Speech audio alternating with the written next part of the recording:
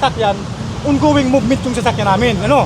Pero kung nabutan yung nag-oras kayo ng mga 2 minutes, 3 minutes, or 5 minutes, na hindi siya nagmo-movement, saka yung issue ng UBR, Uniform Ordinance Violation Receipt. Ginawa ng extension ng kailang hanap buhay itong sidewalk. Ito, unang nataanan itong tolda na ito. So ayan, biglang na nalakaran. Mayroon palang kalsada.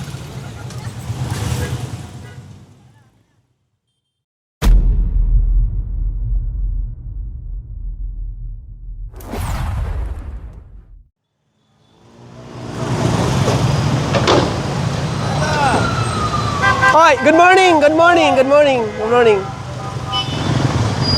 Good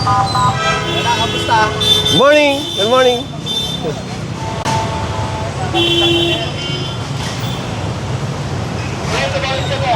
Ayun na po, eh. Meron ka din sa... Ito pa, face ko, kita may payong dito. Magandang umaga sa inyong lahat. Nandito ngayon ang Special Operations Group ng MMDA sa Panay Avenue. At ito, pagkanan pa lang dito sa Panay Avenue galing ng EDSA, ito, nagsimula na mag-clear dito sa may bangketa.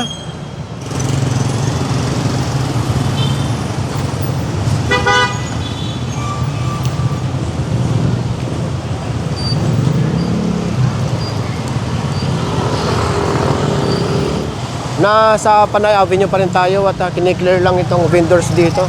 Ito, nirereklamo ito eh.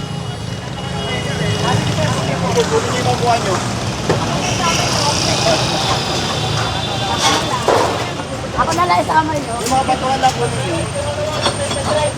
Comedy rin si ate, yung nagtitinda rito. Siya na lang daw isang pa sa truck. Dito kayo natutulog? Ito lang po, di ako umuwi kasi matipid ako yung pamasahe. Sa Pinyo yan, sa Pantulog. Opo. Di ako umuwi sir kasi gastos pamasahe. At taga saan po ba kayo? Sa Pansol po. Mabuti kung may... Pansol, Laguna? Di dyan lang po. Sa UP. Mabuti kung may service tayong sarili para mag-uwi-uwi. Te, tinabi lang po yan, te. Kasi hindi ko kunin, pero bawal po yan. Kayo po maglilipat yan, te. Sige po. Kunin po nila yan. So ayun, pinagbigyan muna ngayon si ate. At sa susunod, at naabutan pa yan dito, kukumpis kayo na lahat. May nahatak ng pala rito. Nasa tapat pa ng no parking sign. Pakita ko sa inyo ha. Nasa kanto tayo ng Mother Ignacia at ng Scout Borromeo.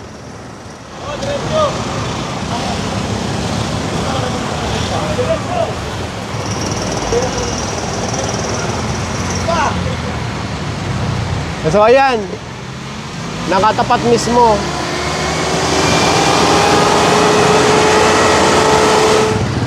Ito yung isa sa mga kino-complain. Itong kanto ng Mother Ignacia sa kanang Scout Borromeo. Itong restaurant na ito, ang dami nakapark dito o nagpa-park. Pinagsabihan na ito na iayos or gawing horizontal yung pagpaparada. Pero ngayon may naabutan na naman. Yung mga naabutan dito, tinikita na. Sa kabila, ito, mayroon din palang vendors dito. Ito namang vendor, tinikita ng environmental. At dito, pinatatabi sila dito. Huwag lang harangan itong sidewalk. Katulad dito mga motor na ito, hindi pinapakialaman. So, ganon din yung tindahan dito. Hindi na pakikialaman yan pagka ipinaloob doon. Huwag lang talagang harangan itong bangketa. Oh, ayan, ang ganda na tignan. Wala nang abala dito sa kanto mismo, saka sa bangketa. O yan, di ba? Okay, tara. After natin sa kanto ng Scout Aurelio, saka ng Scout Borromeo, nandito tayo ngayon sa Samar Avenue. At ito, may dalawang natikitan dito sa kabila ng... Ilang beses na ito napapasadahan. tadtad ng no parking sign dito. Dalawa ang natikitan at isa na itong sinampa. Malamang ito masasampa rin itong isa pagka hindi lumabas ang may-ari or driver. Hatak na nga. Wala pa yung may-ari.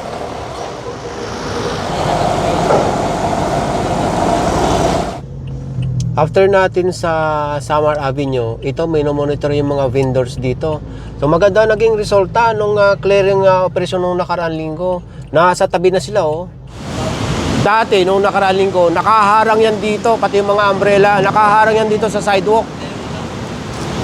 Yun doon, okay na doon sa unahan. Ito lang. Tinali na naman dito yung tolda. Malapit tayo sa kanto ng North Avenue sa kanang EDSA. Ito. Marami ditong natitikitan ng mga MC. Pero may nakaposte ng MMDA dito. Nagkalat na yan. So, yan, malinis. Kasi dito noon, ang daming nag-aantay ng mga MC taxi. So, ayan. Diba? Dire-diretso na yung flow ng traffic. O, ayan ang mga kasamang enforcer or ng mga skog. Ayun, MMDA, yan dito. O, diba? Ang ganda na ng tawag dito. Result! After natin doon sa may kanto ng North Avenue sa kanang EDSA, nadaanan itong isang malaking kumpanya ng mga sasakyan. Ito yung mga customer nila nakaharang sa sidewalk. Pinagtitikitan. Dalawa yung nakausli yung hulihan. So, dalawa ang natikitan. O yan, dapat ganito, nalalakaran, hindi nakaharang yung mga sasakyan. Pero pagka ibinalik ko itong camera, o yan, di ba? Nakaiwas na sila, doon na sila dadaan sa kalsada. Natikita na yan, dalawa. Kakanyagad na lang 5 minuto. Nabukan na, kakanyagad. Pwede na siya mag-ubiya. Hindi ako sa inyo. Pwede magsalita, sir. Maliwanag. Ito po yun. Illegal parking kami. The moment na walang driver po yan, tapos nasa sidewalk, titikitan po namin yan. Kung may driver yan, paalisin namin papat. Hindi namin titikitan yan. Sandali, sabi ko nga kung papaliwanag kita. Naintindihan ko kayo nung sabi nyo nagmo-movement. Nagmo-move pa? Kanina pa? Hindi. Wala pang minuto. Kasi nga walang driver, sir. Kreto, yung minuto naman na sinasabi mo, sabi ko nga, the moment na walang driver yan, titikitan namin yan. Yung 5 minuto na hinihingi nyo, towing na po yun. Pero yan, violation na po yan, sir. Dahil walang driver, naka-steady siya. Meron ko yan, ganito, sir. Paliwanag ako, sir. Yung nakapidyo ko. Pag bilang isang traffic enforcer, isang magpapatupad yun ng batas, dapat meron kayo kahit mga 2 minutes o 5 minuto na bibigyan yung tao bago vision issuean. Kasi yung karahaki namin, nasa loob po ng sasakyan, ongoing movement yung sasakyan namin. Ano? Pero kung nabutan yung nag-oras kayo ng mga 2 minutes, 3 minutes, or 5 minutes, na hindi siya nagmo-movement, saka nyo issue ng UBR, Uniform Ordinance Violation Receipt.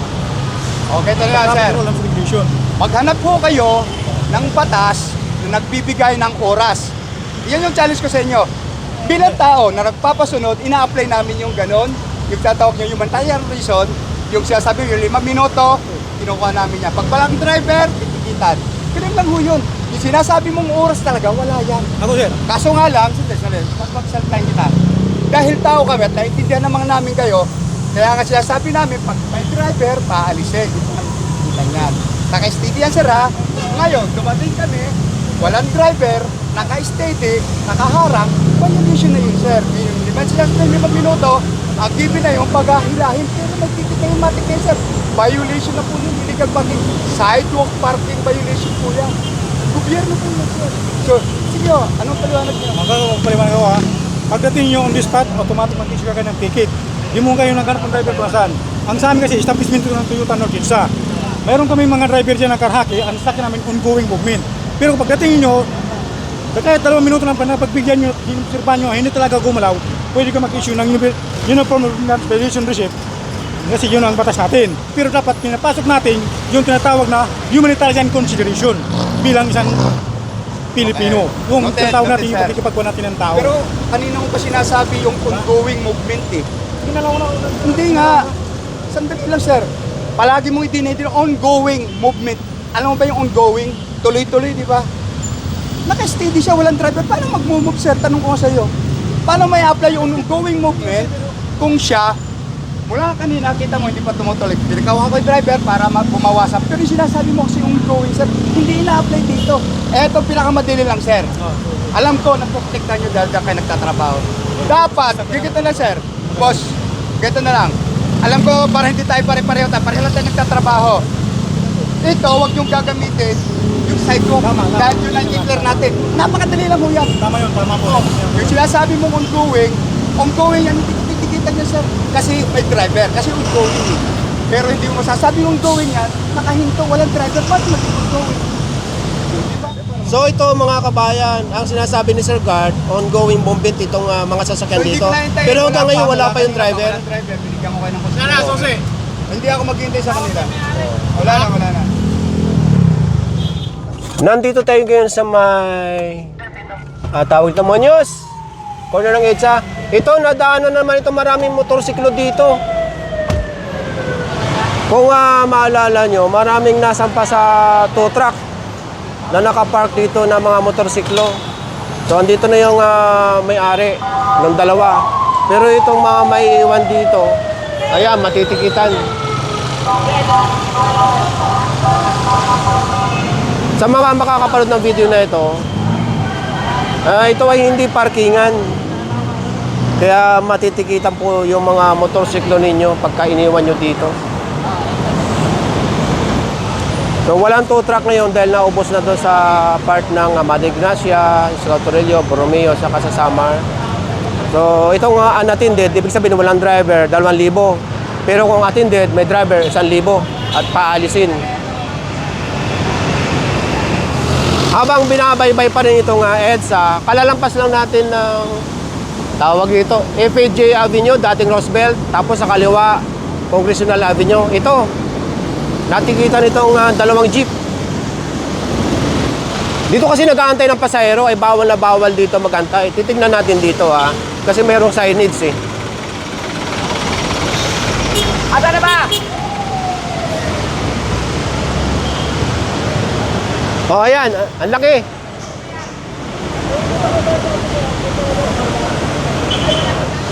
Sa unahan lang na may natikita na sasakyan, yun sa unahan. Ito naman, sa isang construction supply. Dito na nakaharang yung kanilang mga paninda. Ginawa na extension ng kailang hanap buhay itong sidewalk. So, tinitikitan ng environmental, pero sa susunod naman na maabutan ito dito ulit, makukumpiska na yung ibang kagamitan dito. Ito okay dito. Hanggang dapat ganito, hindi lumalampas. Ipapakita ko sa inyo yung sobra. O ayan laki ng diferensya. Yung sa kabila. Dapat hanggang dito lang. Ayan Dito sa may sako, hindi na dapat kasi bangkita na yan eh.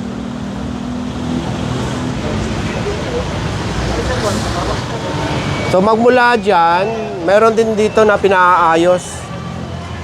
May sumusobra ng konti eh. Ayan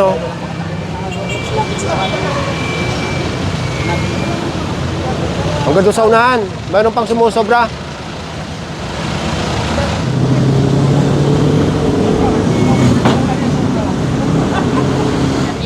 May guhit pala dito eh, burado na kulay pink. Yan ang boundary. Laki na sobra, sa kabila.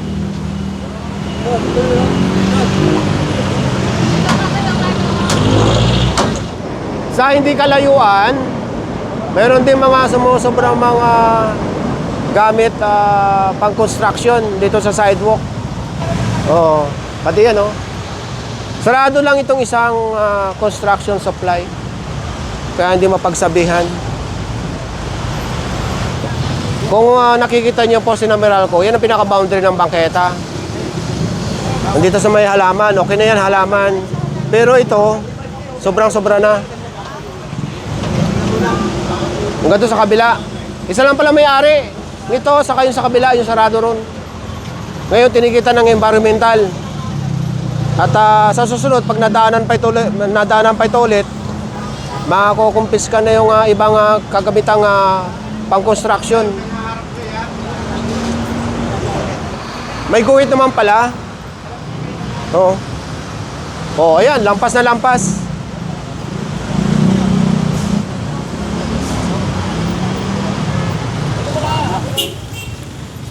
Sa oras na 11:50 ng umaga, after natin doon sa may EDSA, nandito tayo ngayon sa may kanto ng Visayas Avenue. Yan ang Visayas Avenue.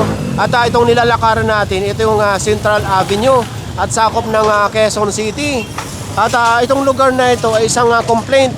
Ito, unang nadaanan itong tolda na ito.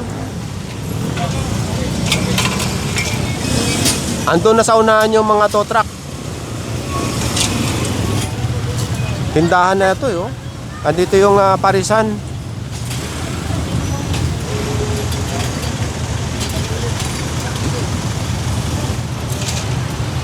Kukunin nyo kuya, doon lang po sa tumana. Para sa kwarta. Wala naman po So, tinatanggal lang itong katulad yung tangke, saka yung lutuan na yan, galing dito. So, ito kukumpiskahin to. Yan po, yung ano. Sa inyo to? Alisin nyo na lang po ha. Tapos itong motor na nakaharang dito, sa may-ari din itong, ito yung parisan. So, natikita na ito. Dahil dito naman yung may-ari. So, hindi na ito matotow.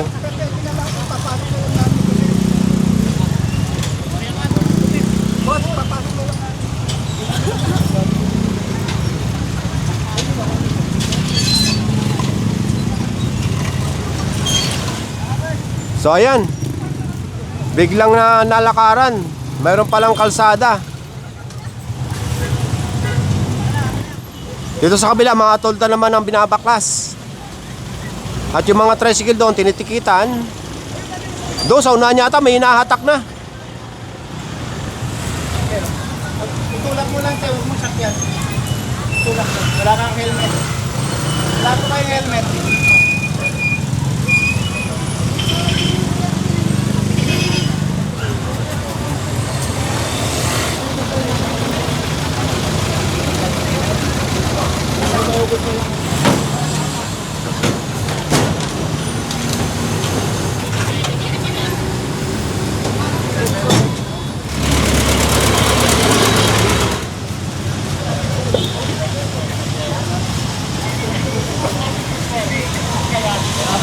Nandito pa rin tayo sa Central Avenue. Okay, iwan na natin yan at unti-unti na nilang pinapasok.